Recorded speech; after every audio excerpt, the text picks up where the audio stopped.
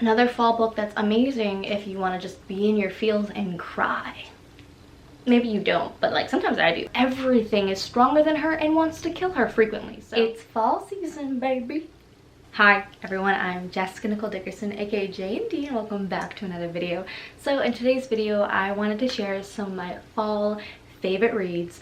All of these are 5-star books for me, and I just want to highly recommend them because I feel like a lot of people recommend the same books for the fall season, like Ninth House, Night Circus, a lot of the same stuff. So I'm gonna give you something a little different. I got some fantasy recommendations and I have some contemporary recommendations. I believe both are YA or new adult stories. So let's get into it. Okay, so a very, very underrated fantasy book that I think is so amazing. It's a standalone, and I feel like just not enough people talk about it, and it is Girls Made of Snow and Glass. So this is a Snow White retelling, also villain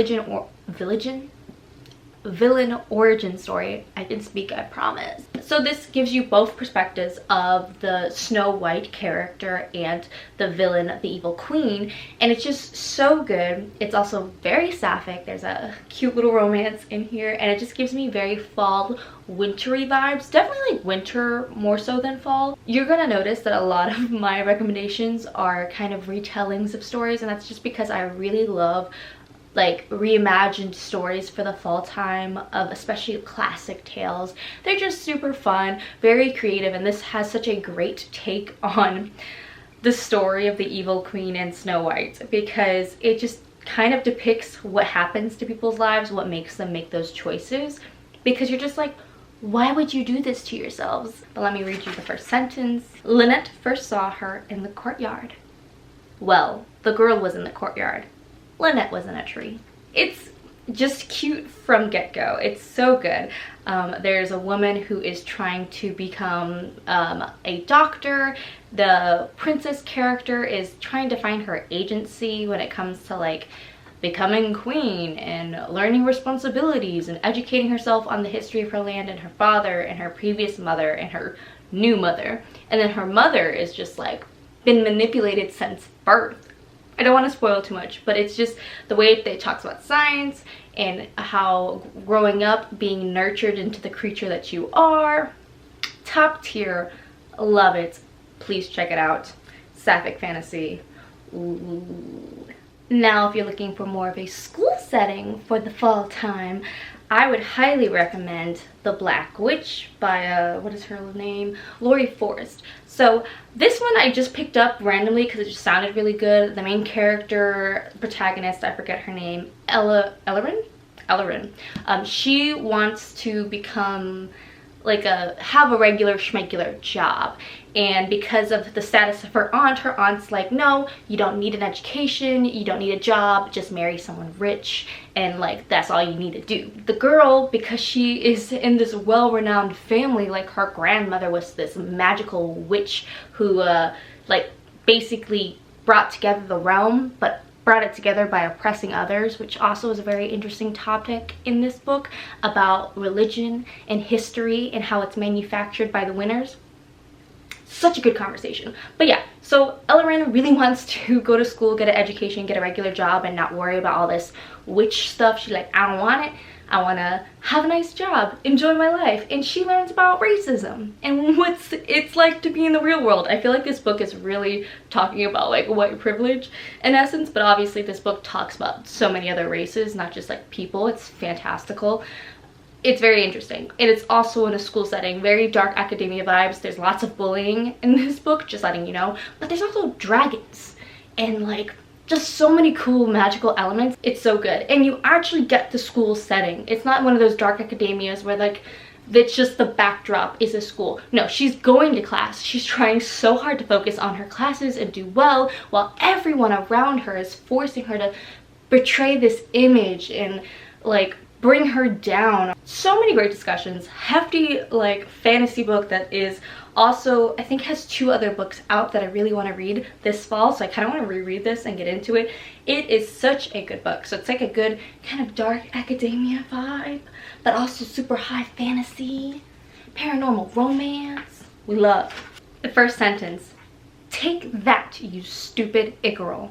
If you don't know, it girl is a type of creature in this book that is definitely at the bottom of the creature hierarchy. So it's interesting that that was actually the first sentence in the book. Now reflecting on it, having finished and read all the perceptions everyone has of Icarals and things like that. Ooh, intense. Take that, you stupid Icaral. Ooh, another great retelling that like not a lot of people talk about. I feel like people talk about Marissa Meyer's take on Cinder and those books, but my favorite book from her so far has been Heartless. I stan this book. So this is a villain origin story. In case you haven't noticed, I really like that trope. This is a villain origin story about the Red Queen, and I really enjoyed this because the whole book I was like, she is not a villain. This is one of the best villain origin stories I've ever read because I truly did not believe that she was going to become a villain at the end of the book. Like, I could not see it.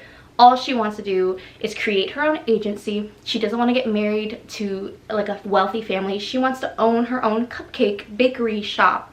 And it's just so sweet. And you see her just get stepped on and stepped on, but she's like bouncing back and she's like, no, I want to stand for goodness and all this great, like, this is one of those books where you're turning and you're turning, you're getting closer to the end, you're like, how is she, how, and then it hits and you're like, wow. So going in, you know it's a villain origin story, but I had zero faith. I was like, Marissa Meyer is gonna make her a hero or something. Like, what's happening? And also the Alice in Wonderland take is so much fun. The Mad Hatter in this is really cool. Just all the concepts that kind of happen in this book are great. So let me read the first sentence for you. 3 luscious lemon tarts glistened up at Catherine. Ooh, it's just so much fun, and I need more people to talk about how fabulous this book is because we always hear about the Lunar Chronicles and Renegades and stuff, but Heartless, phenomenal. Phenomenal.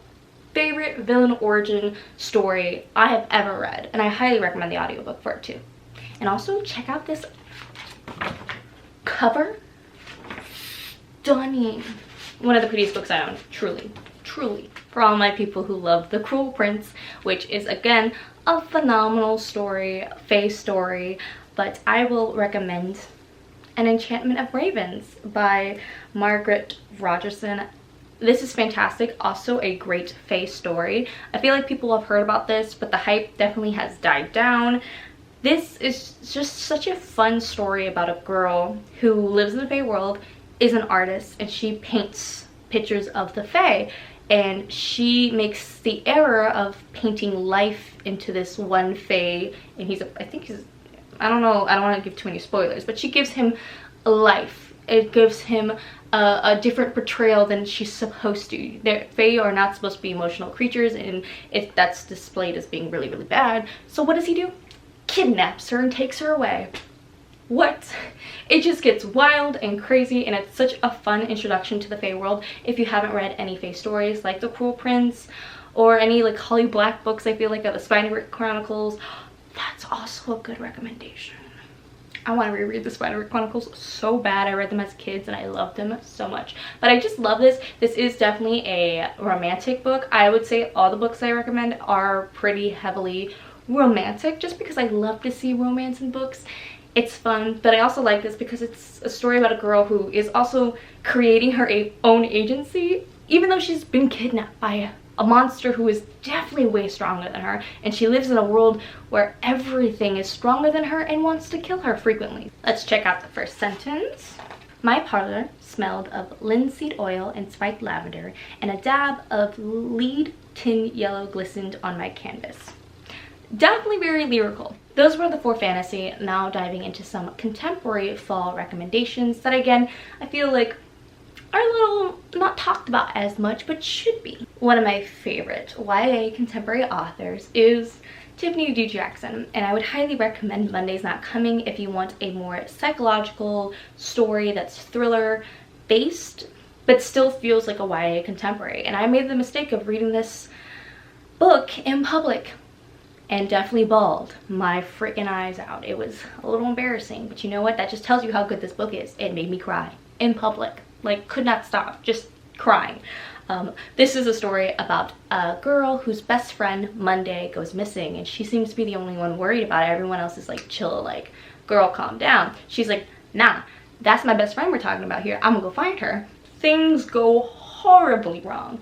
So wrong. There are trigger warnings for this, so I would definitely check them out. Look up the trigger warnings because I don't remember all of them off the top of my head. But Tiffany D. Jackson in general talks about a lot of hard-hitting topics like grown, and she has a new book being released, White Smoke, which also might be a good recommendation. I haven't read that one yet, but out of all her books, I feel like this one is definitely the more fall-esque thriller vibe that I would recommend for you guys, especially if you want something that's not super high fantasy fae related stuff.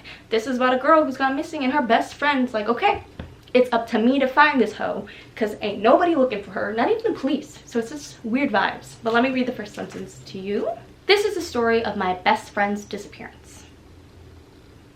How nobody noticed she was gone except me, and how nobody cared until they found her 1 year later. Ooh.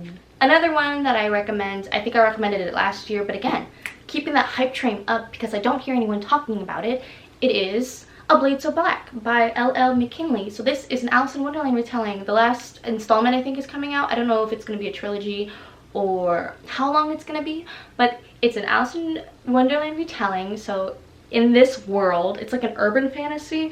Alice in our world, she's black and beautiful, but we love that. What's happening in the world is there is Wonderland, which is like adjacent to our world, but normally there is a disconnect. They don't actually coexist until nightmares from Wonderland pour into our world and start like killing people and stuff. It's bad. So I think our world, in the human world, when there's a lot of bad juju, it reflects onto Wonderland and it tries to, I don't know, it gets messy real quick. But basically, Alice gets enlisted by the Mad Hatter to go kill these nightmares and, you know, go save the world while still having high school. There's still a little bit of black trauma in this book, just letting you know. But yeah, super fun, super fantastical, and the ending of this one had me shook. So let me read the first sentence to you. Prologue. Curiouser. Alice couldn't cry. She couldn't scream. All she could do was run. Bitch is like, I'ma live till the next day. You ain't getting me. Another fall book that's amazing if you want to just be in your feels and cry. Maybe you don't, but like sometimes I do. I get into those moments where I just want to really read a really cool, great story that grabs you by the heart, just pulls. And one that's amazing for that is If You Come Softly by Jacqueline Woodson. This one hurts. This one definitely hurts. It is a Romeo and Juliet retelling in modern day time. So you can imagine what happens at the end. You know it's coming, but you just don't see it coming. It's just like Heartless in the sense of, you don't, how is that story going to connect to that? I don't see it. What's going to go wrong? And then it happens and you just cry and cry your eyes out. So definitely very fall and atmospheric. If you like this kind of style of book, very poetic, lyrically written, that's also great fall vibes, just like light academic, where like, oh, I'm reading a good book in a bookstore with my chai latte or something. But I also recommend most of Jacqueline Woodson's work. They're all very quick, poignant, and just very impactful. I truly love her writing style. Let's check out the first sentence. Oh, I highlighted it. I wonder if Shakespeare felt the same way. My mother calls me from the bottom of the stairs. I pull myself slowly from my deep sleep. I'm remembering all the vibes this book gave me. And oh, so not ready. One of the last books I recommend is Ace of Spades. I actually still have like 50 pages left in this. It's so good so far, but I still don't have like an actual rating for this because I haven't finished it. All the other books I mentioned are 5 stars. This one is definitely, I want to say it's a 5-star, but again, I have to finish it, so I have to hold my tongue. But I truly, truly love this book in the sense of that it's thriller, and I love that it's super like academic and we don't really know what's happening. So this is definitely like a Gossip Girl reimagining, where there are 2 black students in this all-white school, and they, because of their standing, their class standing, they're called the Perfects. They are targeted for these like text message, like kind of gossipy girl thing where it's like, did you know that she's a thief and she's stealing stuff? Did you know that this guy is gay? It's basically Gossip Girl to its core. But it's definitely a thrillery because you're trying to figure out who done it, and it's a very fun time. I highly recommend. Let me read the first sentence to you. Okay, so Devon is the first chapter. First day back assemblies are the most pointless practice ever. This is also just one of the fastest YAs that I've read, where I sit down and read it physically and I'm just flying through it. Those are the fantasy and YA contemporary stories that I highly recommend. So stay tuned. Make sure you hit the subscribe button, like, notification if you like this video. Hopefully I gave you a recommendation you haven't heard of, or one you were interested in learning about and now you're like, okay, I got you, sis. So yeah, utilize those libraries or audiobook credits or whatever have you, and check out these books if you can. I hope this video gave you a little bit more sunshine. I'll see you in the next one. Also, shout out to my Patreons. I love you guys. I really appreciate it. So if you guys who are watching this want extra content from me or want to support me, please check out my Patreon. It's linked down below. I do exclusive reading vlogs. I'm doing some more special offers of like physical items and rewards. I do bonus videos. I've done a couple TBR videos. Tons and tons of content available on my Patreon right now if you subscribe. But I will see you in the next video.